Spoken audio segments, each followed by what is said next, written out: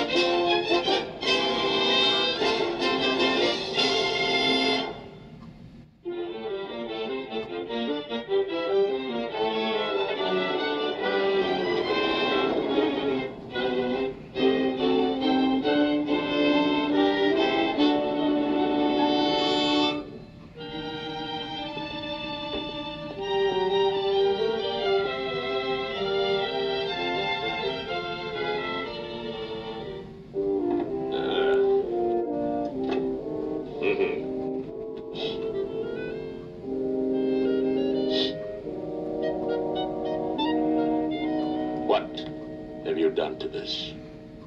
I tried something new. Saffron and tarragon, you always wrap them in sage leaves. Where's the sage? The tarragon's fresh, and it wouldn't hurt you to try it. This is a most unpleasant shock, Fritz. It may possibly be edible, but I'm in no humor to risk it. Remove it, please.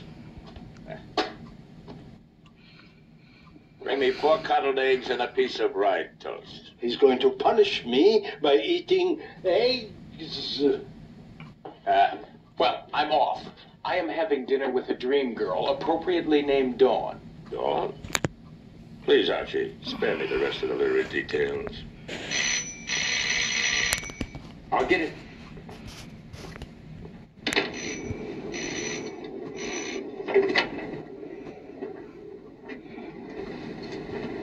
I think you got the wrong house, kid. Don't Nero Wolfe live here? Yeah, but he doesn't give autographs. I got a case for him. What's your name, kid? Drosses. Pete Drosses. Come on in, Pete.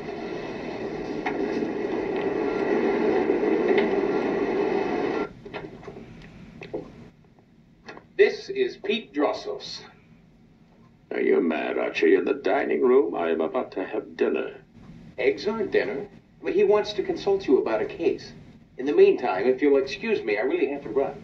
Not so fast, Mr. Goodwin. Take Huckleberry Finn with you. Wait a minute, Nero. I could have gone to the cops, but I came to you. And by what tortuous route did you arrive at that choice? He means, why didn't you go to the cops? Oh, 'cause they would have laughed at me, and I figured you wouldn't. And they wouldn't have listened to me, and I figured you would. Well, of course we'll listen. Although, truthfully, the timing is rather unfortunate in light of Mr. Goodwin's plans for the evening. But duty supersedes pleasure. Is that not right, Archie? He means, let's have it, Pete. Okay, I work the corner of 6th to 7th and Park. Probably seen me there. That's highly unlikely. Mr. Wolfe is not what you would call a traveling man. He never goes out. You're kidding. Young man, just what is it you do on the corner of 67th Street and Park Avenue? I work the white bracket. What that is when a car stops for a light, I go out there and wipe the windshield with a rag. It's good for 2 bits, sometimes $1. And is there much demand for that service?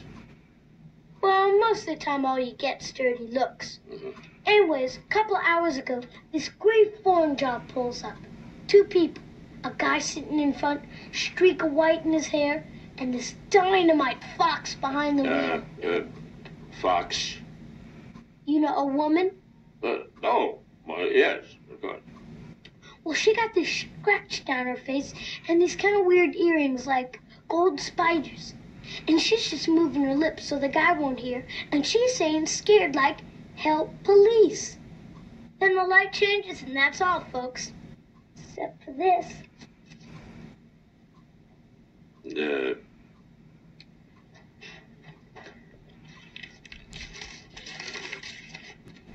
Connecticut, YQ9432. So you see, it can be very interesting. And I'll leave you with that. Like I said, the 1981 series, the beginning one was called The Golden Fingers.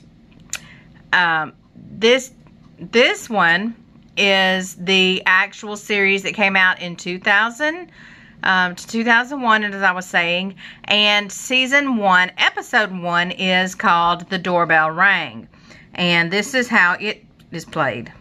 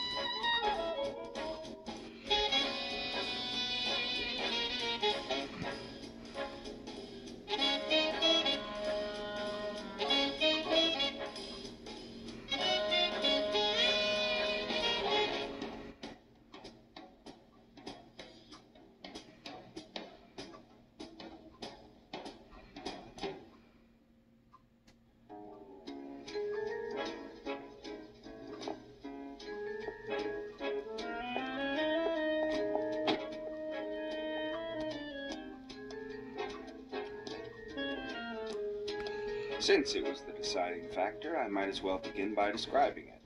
It was a big slip of paper 3 inches wide and 7 inches long, and it told the First National City Bank to pay to the order of Nero Wolfe $50,000. Signed, Rachel Bruner, the widow of Lloyd Bruner. At least 8 of the several dozen buildings Bruner left his wife were more than 12 stories high. Do I need to tell you who I am?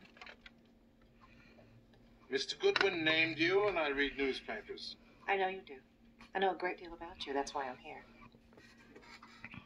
I want you to do something perhaps no other man alive could do. You read books, too. Have you read one entitled The FBI Nobody Knows? Yes. Did it impress you? Yes. Favorably? Yes. My goodness, you're curt. I answered your questions, madam. I know you did. I can be curt, too. That book impressed me. It impressed me so strongly, I bought 10,000 copies and sent them to people all over the country. Yes. I sent them to members of the government, Supreme Court, heads of corporations, publishers, columnists, and others. Do I need to explain why I did that? Not to me. I don't like your tone. I want you to do something, and I'll pay the limit and beyond. There is no limit. But there's no point in going on unless... You said that book impressed you favorably. Do you mean you agree with the author's opinion of the FBI? With some minor qualifications, yes. And of J. Edgar Hoover? Yes. Then it won't be a surprise to you to hear I've been followed day and night. So has my son and my daughter and my secretary and my brother. So you can see it looks very, very interesting. It is a mystery series. So check it out.